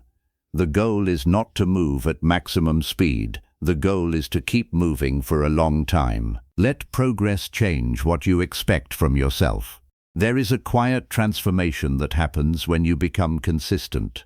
You begin expecting more from yourself, not because you are disappointed with who you were, because you have evidence that you can change. You once thought reading every day was difficult. Then you did it. You once thought saving money was impossible. Then you built the habit. You once believed focus was something other people had. Then you practiced it. Each success expands your understanding of what is possible. That is how momentum becomes confidence. Not empty confidence, earned confidence. You have seen yourself do difficult things repeatedly. Now you have a reason to believe you can handle the next challenge. Keep the wheel moving. You do not need to feel inspired every day. You do not need dramatic progress every week. You need enough continuity to keep the system alive. Show up. Do the work. Notice what improves. Adjust what does not. Rest when necessary. Return when you drift. Then repeat. Eventually, the effort begins producing its own support. The habit creates progress. Progress creates confidence. Confidence makes action easier. Easier action creates more consistency. Consistency creates momentum, and momentum makes the next step feel more natural. This is how small behaviors become powerful. Not because one action changes everything, because one action makes the next action easier, then another. Then another. That is the quiet force you are building. So do not underestimate the days when nothing dramatic happens. Those ordinary days may be doing the most important work. You are creating continuity. You are strengthening the path. You are building evidence. You are making tomorrow easier through what you do today. Eventually, you may look back and wonder when the change happened. There may be no single answer. It happened across hundreds of ordinary moments. You kept showing up. You kept returning. You kept choosing the direction that mattered. And somewhere along the way, consistency became momentum. The effort that once pushed you forward began carrying you. That is when a habit stops being something you are trying to maintain. It becomes something that helps you move. Chapter 10. Become your own habit architect. There comes a point when you stop asking, "What habit should I build?" You start asking a better question. What kind of life am I designing? That is the real destination of this journey. A habit is useful because it changes what you repeatedly do. But the deeper purpose is to help you create a life that reflects what matters to you.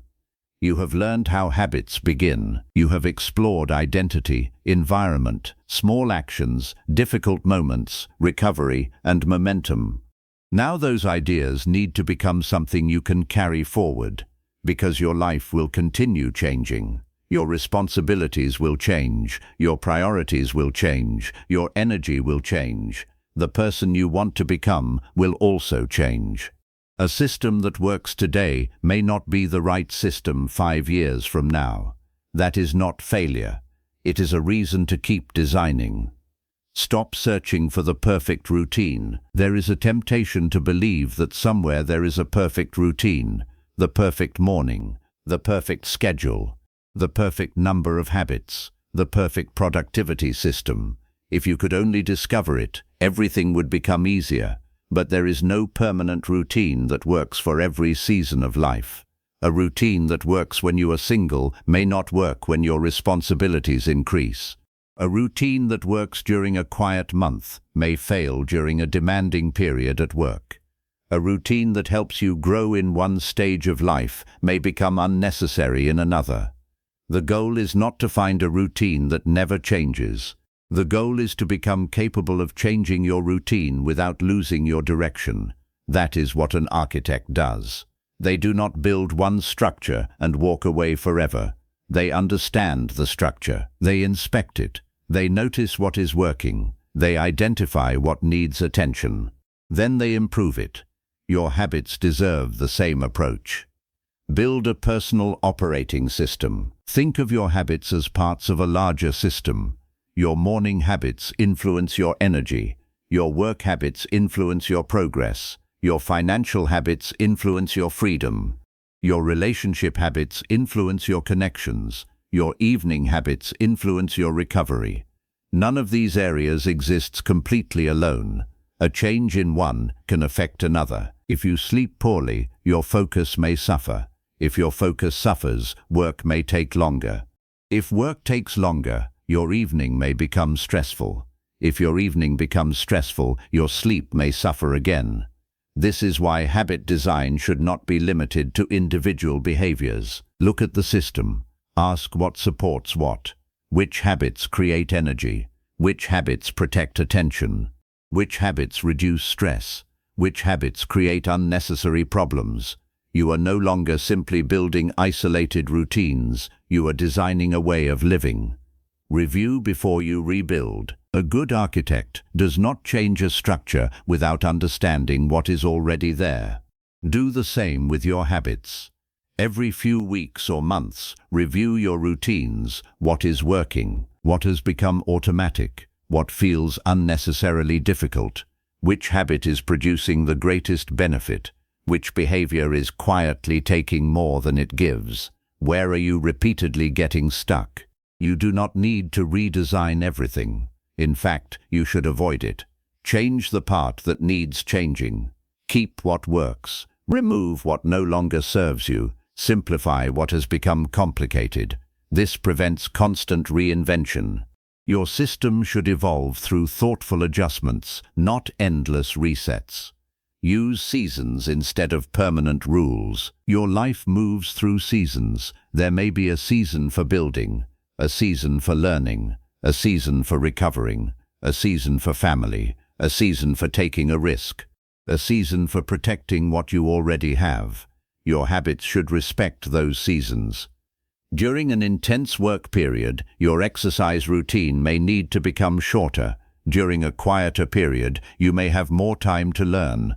During a difficult personal season, your goal may simply be to maintain the basics. This does not mean abandoning growth. It means understanding that growth does not always look the same. Sometimes progress means expansion. Sometimes progress means maintenance. Sometimes progress means recovery. A mature habit system can handle all three. Keep your foundations strong. As life becomes complicated, return to the basics. Sleep, movement, nutrition, focused work, time away from screens, meaningful relationships, quiet reflection. These habits may not always feel exciting, but they support everything else. When your life becomes chaotic, you do not need 100 new habits. You may need to protect 5 important ones. Strong foundations make difficult seasons easier to handle. They also give you a place to return when everything else becomes uncertain.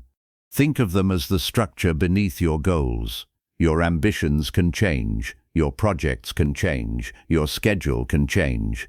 But certain foundations may continue supporting you for decades. Know what those foundations are, then protect them. Do not let your system become your master. There is another danger. A habit system can become so rigid that it begins controlling you.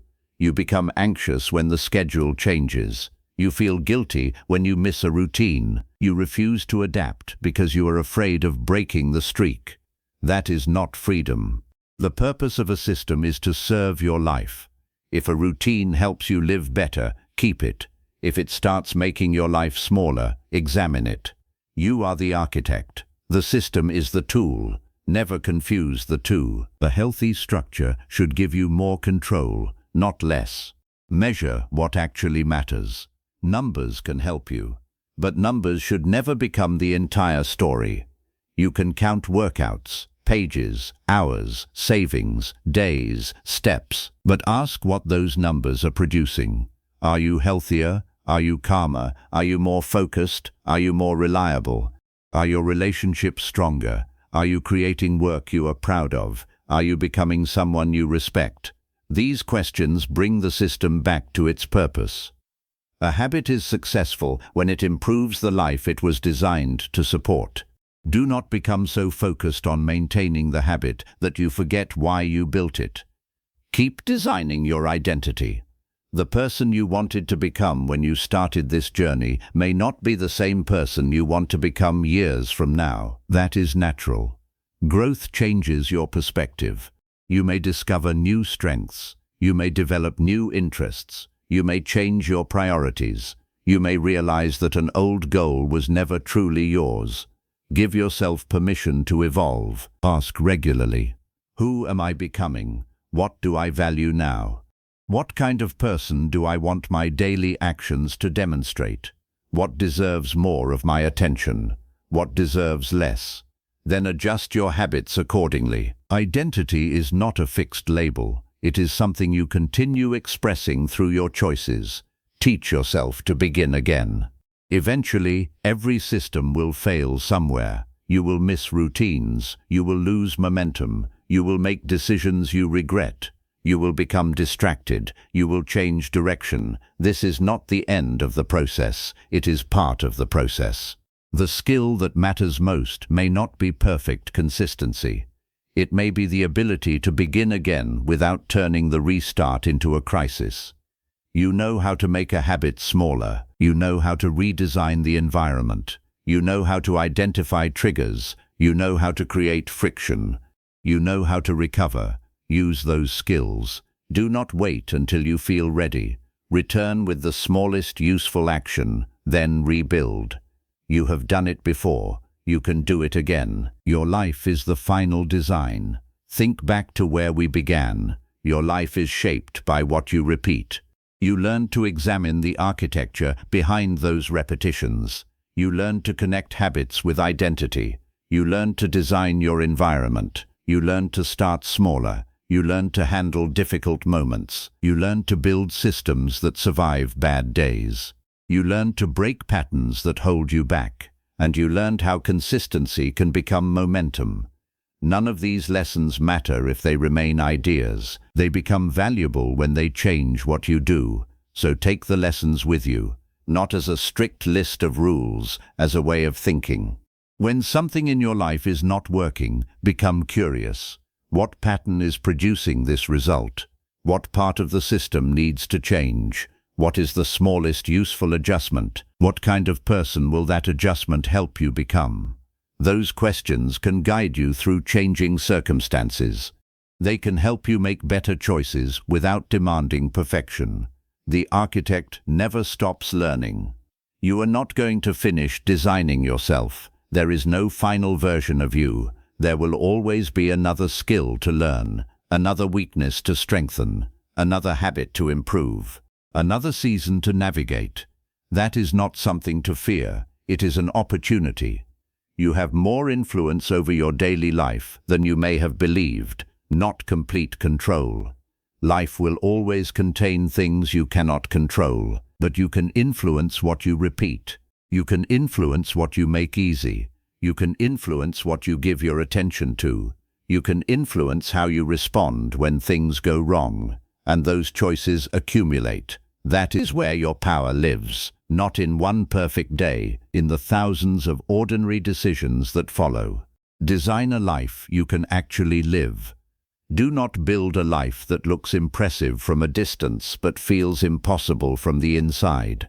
Build a life you can actually live, a life with ambition and rest, discipline and flexibility, growth and recovery, work and relationships, structure and freedom. Your habits should make that balance possible. They should help you become more capable without making you less human. That is the real goal.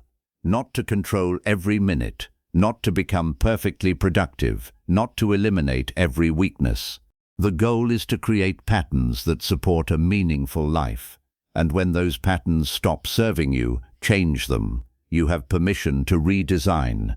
The work continues. You may finish this book today, but the work does not end here. Tomorrow morning, you will face another ordinary day. There will be choices. Some will be obvious. Some will be difficult. Some will happen so quickly that you barely notice them. Pay attention. That is where your architecture lives, in the decision to get up, in the decision to begin, in the decision to pause, in the decision to return, in the decision to keep a promise, in the decision to choose what matters over what is merely easy. You do not need to become a new person tomorrow. You need to keep practicing the person you want to become, one habit at a time, one day at a time, one choice at a time. And eventually, you may look around at the life you have created and realize something. It was never built in one great moment. It was built quietly, through ordinary actions, through repeated choices, through failures that taught you, through habits that became systems, through systems that became a way of living. You were designing it all along. Now you know how to do it deliberately. So keep observing, keep adjusting, keep building, keep becoming. Because you are not simply someone who has habits, you are the person who can design them. And when you become your own habit architect, you stop waiting for your life to change. You begin building the change yourself.